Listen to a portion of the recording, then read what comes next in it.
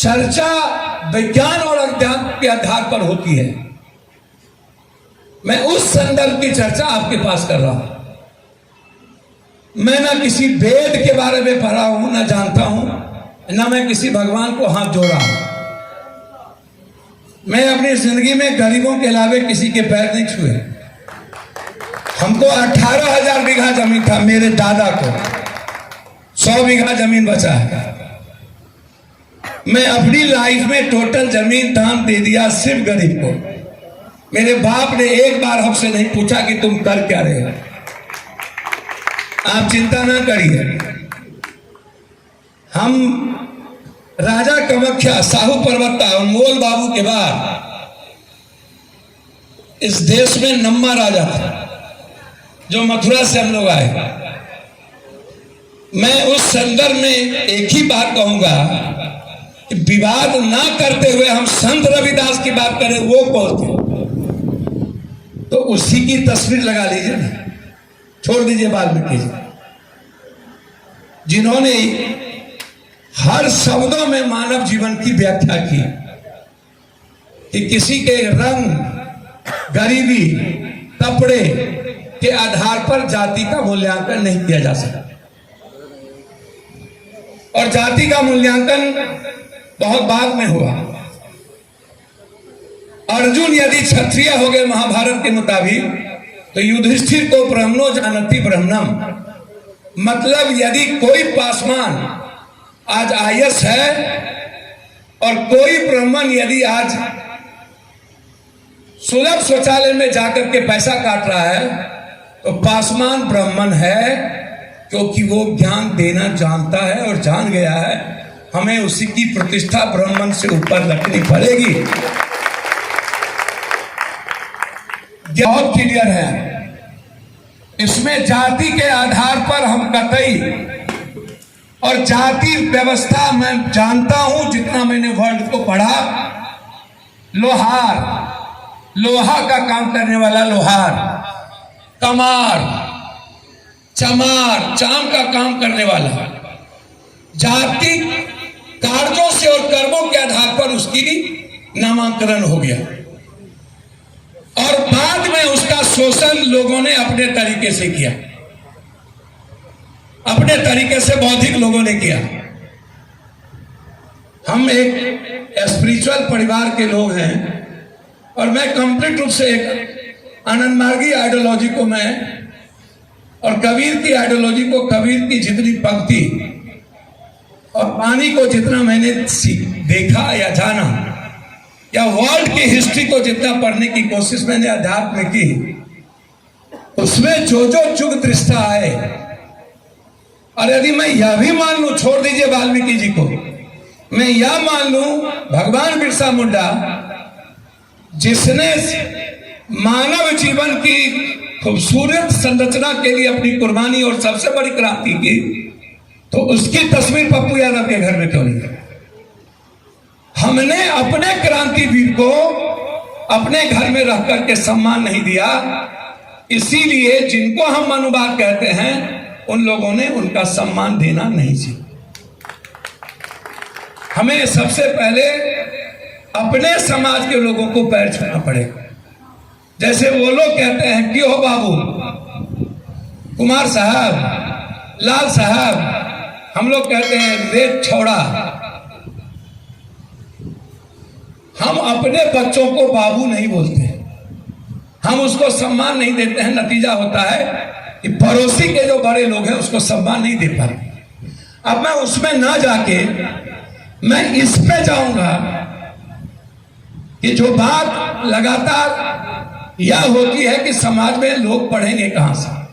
देखिए, यदि मैं विज्ञान को और तकनीकी क्षेत्र को भारत में छोड़ दूं, दो चीज को, तकनीकी, टेक्निकल, जिस तकनीकी में कई सारी चीजें हैं, अणुबम है, परमाणु है, चांद पर चले गए, कुछ चीजों का विज्ञान के मुताबिक आविष्कार हुआ, इस दो चीजों को यदि मैं इस भारत में छोड़ दूं, उसके बाद जितनी सारी व्यवस्था है, किसान से लेके, मजदूर से लेके, हेल्थ से लेके, एजुकेशन से लेके, इकोनॉमिक से लेके, इकोनॉमिक से जुड़ा, वह 100 साल पीछे है।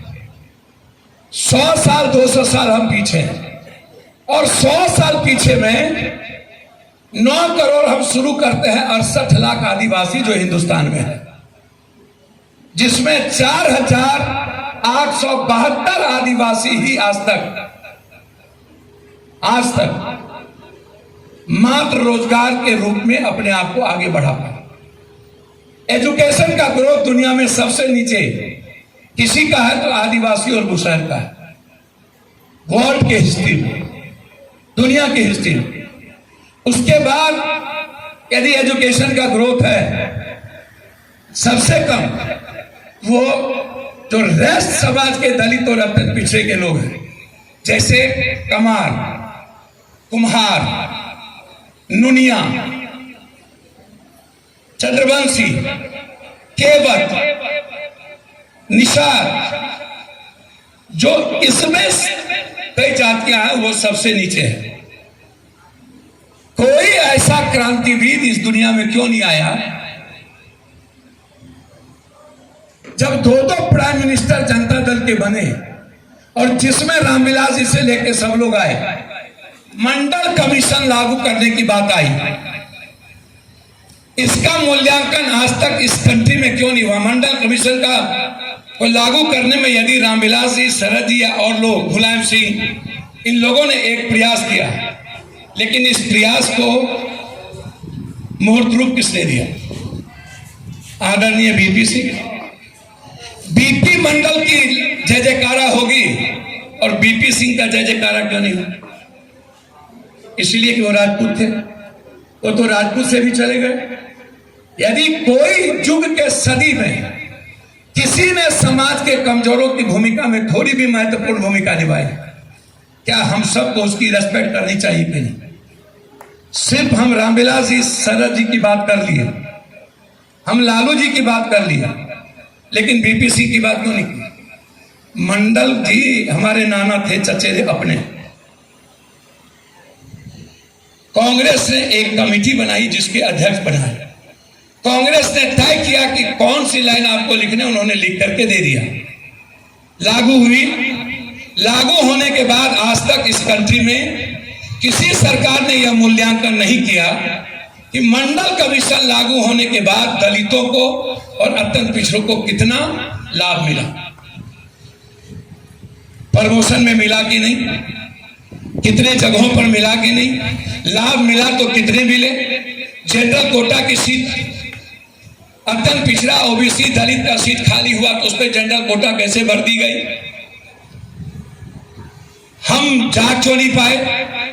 बिहार में 8 लाख से नीचे मात्र हम बीए क्रॉस कर पाते हैं, पूरा, एक जाति नहीं, मात्र 8 लाख से नीचे सालाना, और पूरे भारत में 20 लाख से ज्यादा पीजी करने वालों की संख्या नहीं है। तो आपके सामने है ना भाई, ये हमारे तो है नहीं, नेट पर लिखा हुआ है, खोलिए ना, नेट पढ़ लीजिए। पप्पू यादव ने तो नेट पर सरकारी आंकड़े दे नहीं दिए। और उस 8 लाख में कितने बेटियां एसटी एससी की 9th क्रॉस की है उसको देख लीजिए, और कितने इंटर क्रॉस की है उसको देख लीजिए। सिर्फ मंच गाली देने के लिए नहीं होना चाहिए, प्रगतिशील सोच के साथ हम आगे बढ़े। निगेटिविटी किसी भी देश की ताकत नहीं हो सकती है। और 1000 साल पहले किसने क्या किया, उसके लिए 1000 साल बाद भी हम बैठ के नेता गाली देते रहे, और आज 15 साल 25 साल क्या किए, इस पर चर्चा ना हो, और मंडल कमीशन पे चर्चा ना हो तो कब हो? 20 साल नीतीश कुमार जी को होने चला, 20 साल हम नीतीश जी का मूल्यांकन कर ले, हम देवेगौड़ा और गुजरात का मूल्यांकन कर ले। अहिर रेजिमेंट की बात होती है, मैंने कहा मुलायम सिंह डिफेंस मिनिस्टर थे, पूछिए किसने इसको रोको? अहिर रेजिमेंट, मैंने कहा अहिर रेजिमेंट के भी करो। आप कहते हैं आरक्षण 10% 10% आरक्षण गरीबों पे ऊंची जात को दिया, चलिए कोई विरोध नहीं, कोई दिक्कत नहीं। लेकिन 67 to 72% इसका राइट है ना आरक्षण। ये कोई नई बात तो है नहीं, स्टालिन ने उसी को नवी सूची में लाया, जो बात पहले होती थी। आज हमारे जो, मैं मानता हूं कि पूरे बिहार और देश में दलित का सीएम एक भी नहीं है, 2 आदिवासी है, पिछड़ा मात्र 2-3 है। तो जो लोग हैं, हम उस पॉलिसी की वकालत तो कर सकते हैं। डिप्टी डायरेक्टर अब डायरेक्ट बहाली होगा, कोई एग्जामिनेशन और रिटर्न और ऑरल और भावा नहीं होगा, वो बहाली आरएसएस करेगी।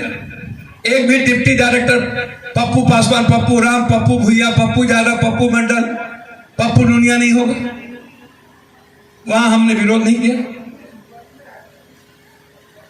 तीसरी बात, हम बाबा साहब अम्बेडकर की बात करते हैं। देखिए एक बात याद रखिएगा, जो भी भगवान आए, जिसको भगवान लोगों ने माना, बुद्ध हो या कोई, उन्होंने कभी भी अंधविश्वास, आडंबर और कर्मकांड की बात नहीं की। इस देश में सबसे ज्यादा अंधविश्वास, आडंबर और कर्मकांड दलितों के बीच सबसे ज्यादा। दुनिया में जितने भगवान स्थापित आज हो रहे हैं, उसमें सबसे बड़ी संख्या दलित की मां बहन बेटी और अत्यंत पिछड़ा का मां बहन बेटी खड़ी रहे। पप्पू यादव की बेटी कभी भी पैदल नहीं चलेगी माथे पर मटकुरी लेके, किसी भी कीमत पर नहीं।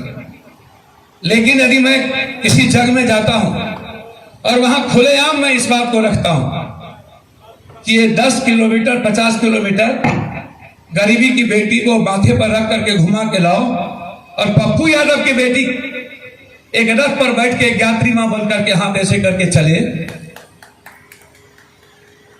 सर, छोटी छोटी दशमलव कोमा हैपेंड रेपेंड की वैल्यू है। दशमलव कोमा हैपेंड रेपेंड हटा दीजिए तो इंग्लिश का इंटरप्रिटेशन गायब हो जाएगा, हिंदी का शाब्दिक अर्थ नहीं लगेगा, मैथमेटिक्स सोल्व नहीं होगा। और हम छोटी छोटी बातों के बजाय हम ऐसी ऐसी बातें करते हैं।